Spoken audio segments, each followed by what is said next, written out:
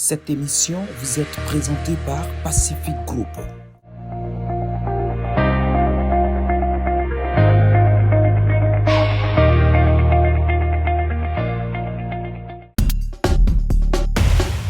Bonjour, bienvenue dans l'entretien avec. Aujourd'hui, nous avons le grand plaisir de recevoir un invité inspirant, un homme qui consacre sa vie à l'élévation de l'esprit et à la promotion du bien.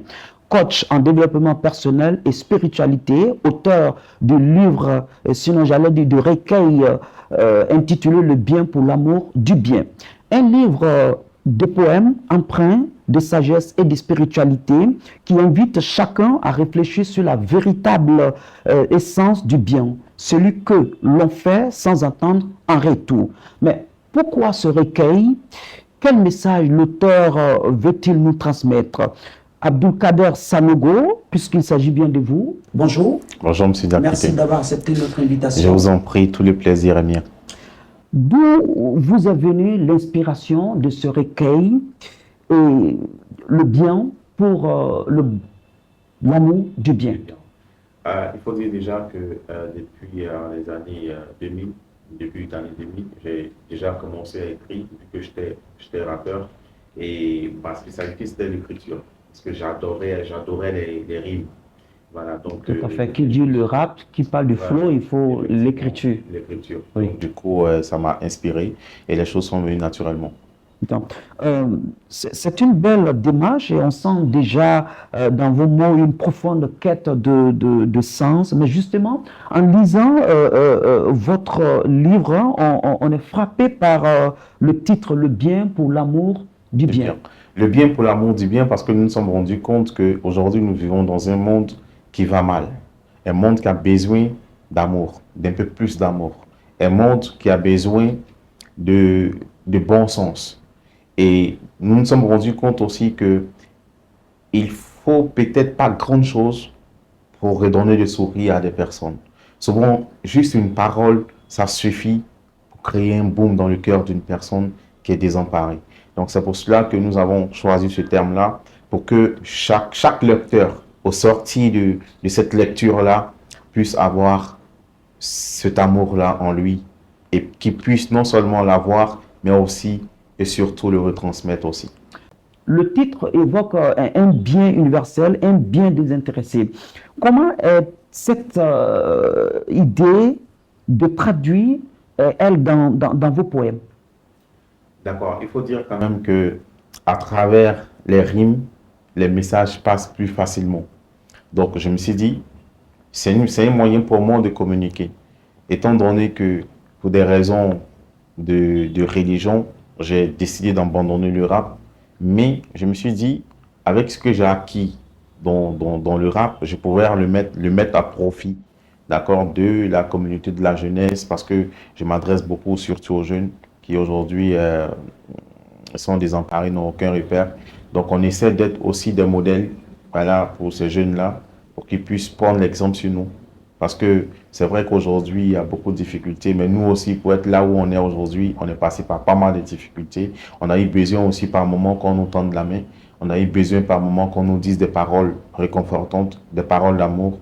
Et tout ça, ça nous a aidés. Et on s'est dit aussi que après, il faut retransmettre aussi ce qu'on a reçu. Il faut donner le peu aussi qu'on a reçu.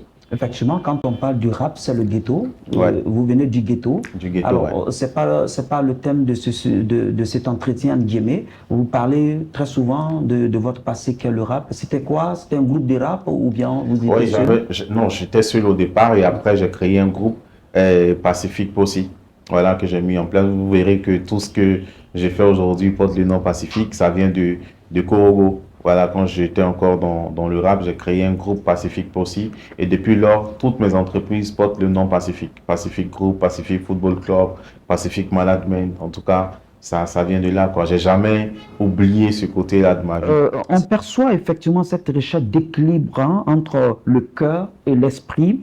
Et dans plusieurs passages, la dimension spirituelle est très présente. Oui, il faut dire comme bon nombre de personnes, j'étais aussi un déséquilibré spirituel parce que beaucoup de personnes aujourd'hui sont soit musulmanes parce que les parents sont musulmans, soit chrétiens parce qu'ils sont issus d'une famille chrétienne Et moi, j'étais aussi dans ce truc-là. Et arrivé à ce moment, je me suis dit, non, il faudrait que je cherche à trouver ma voie. Donc, c'est dans cette recherche-là que j'ai trouvé la paix dans l'islam. Et donc, et souvent on me demande comment je suis devenu prédicateur, moi qui étais rappeur, moi qui étais footballeur et tout. Et il faut dire que c'est venu naturellement. Voilà, c'est une anecdote que je sors rarement. Mais quand je jouais au football, j'ai évolué en Libye, voilà, en tant que professionnel. Et en 2009-2010, je commence à faire des songes où je me vois en train de prêcher devant des grandes assemblées. Et moi, je trouve ça euh, assez bizarre parce que moi, je n'ai pas fait d'études coraniques. Je n'ai pas fait de madrasa, comme on le dit. Je n'ai pas fait d'études coraniques. Donc, je me voyais mal en train de prêcher. Voilà. Mais à chaque fois, ces songes-là revenaient. Et pour finir, je me suis surpris en train de prêcher. Et vous avez appris? Je n'ai pas dit que j'ai appris, c'est venu naturellement. Et j'ai même expliqué à un imam, il m'a dit non, souvent il y a des personnes que Dieu enseigne directement. Et même quand je vais suivre des cours de tafsir, j'ai l'impression de connaître déjà la signification des versets, le sens et tout. À partir de quoi vous faites vos prédications exactement? Déjà, moi je parle des sujets d'actualité. Et ceux qui me suivent, ils savent que j'insiste beaucoup sur certains termes tels que le tawhid, l'unicité de Dieu. Le tawhid, c'est l'unicité de Dieu. Vous savez, le pilier le plus important de l'islam, c'est le fait d'adorer Allah seul, sans rien lui associer. C'est le plus grand commandement. Mais malheureusement, aujourd'hui, force est de constater que beaucoup de musulmans ne sont plus musulmans sans le savoir. Parce qu'ils commettent des fautes ou ils posent des actes qui annulent leur islamité. C'est pour ça que j'insiste beaucoup sur le tawhid, parce que vous verrez des musulmans à la mosquée avec des bagues de protection, avec des gris-gris autour des reins.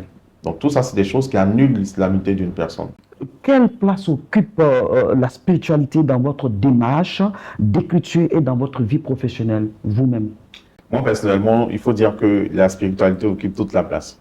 Parce que pour moi, on peut associer la spiritualité à tout. Dans le travail, parce que quand Dieu il dit dans le Coran, par exemple, que je n'ai créé les hommes et les djinns que pour qu'ils m'adorent, beaucoup de personnes ont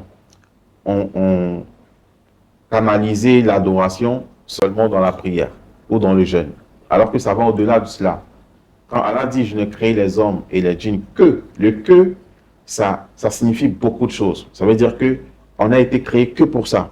Donc lorsque tu travailles et que dans ton travail tu es honnête, c'est une forme d'adoration. Parce que c'est Allah qui te demande d'être honnête. Lorsque dans ton mariage tu es fidèle à ton épouse, c'est une adoration envers Allah. Parce que c'est Allah qui te demande d'être fidèle. Donc pour moi, toute la vie du musulman est une adoration.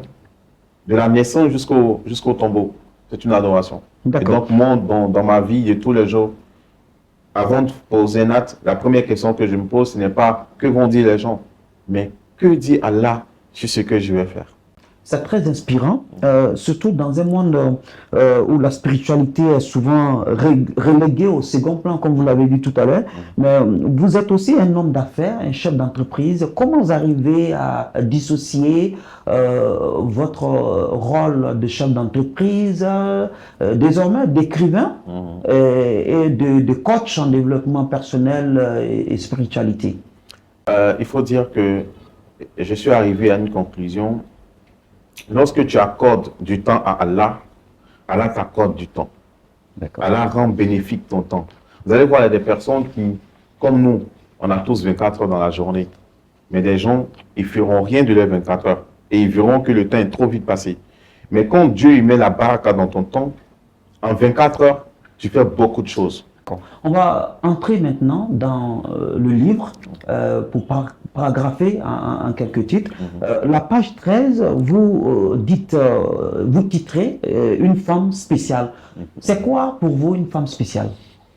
Une femme spéciale, c'est une femme qui vous aime de façon désintéressée, qui aime la personne, d'accord, que vous reflétez, et non qui ne vous suit pas pour ce que vous avez. Une femme spéciale, c'est cette femme-là qui va vous épauler, qui va être une épaule, d'accord, consolatrice, qui va être celle-là qui va vous réconforter, qui va vous encourager et qui, lorsque vous aurez envie d'abandonner, va vous tirer vers le haut. Comment vous définissez cette femme spéciale dans ce livre? Vous allez voir dans le livre qu'il y a plusieurs livres qui parlent, il y a plusieurs textes qui parlent d'amour parce que, comme je l'ai dit, hein, moi j'aime beaucoup, je suis beaucoup sensible et je suis romantique. Voilà. Donc, je suis du genre à respecter la femme, à valoriser la femme. Comme l'islam nous le recommande d'ailleurs. Voilà. Donc, Est-ce que c'est parce que vous êtes romantique que vous titrez aussi dans un autre chapitre du livre l'amour net ou l'amour du net? l'amour du net, c'est une histoire entre un homme et une femme qui se sont connus sur Internet. D'accord? Et comme on le constate aujourd'hui, il y a beaucoup de rencontres qui se font sur le net, mais tout ce qui est sur le net n'est pas forcément net.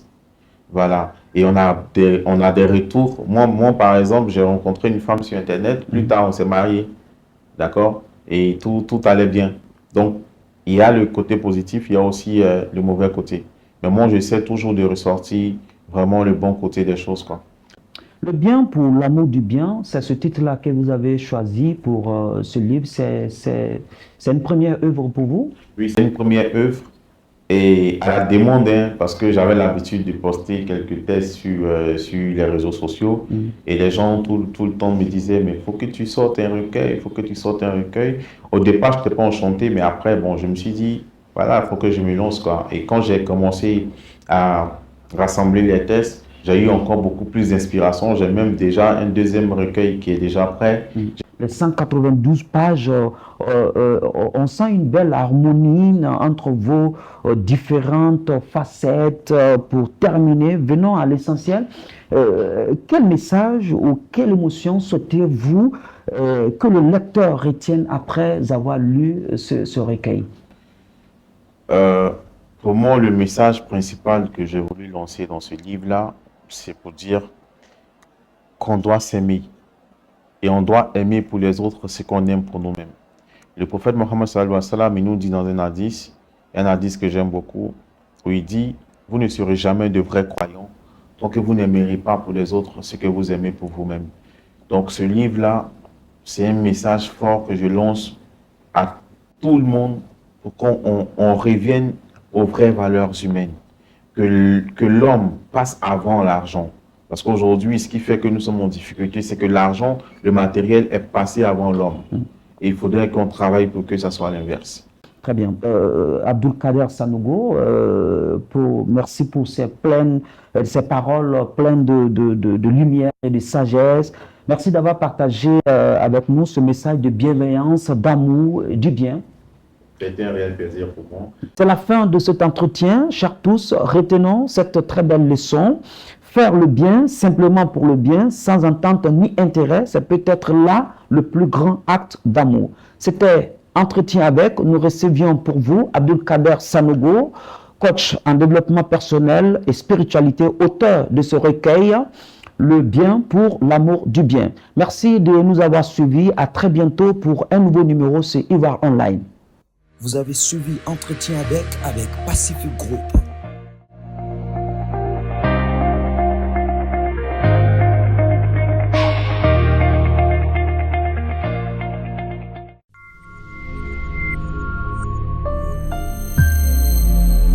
Ivoire Online, la web TV de référence.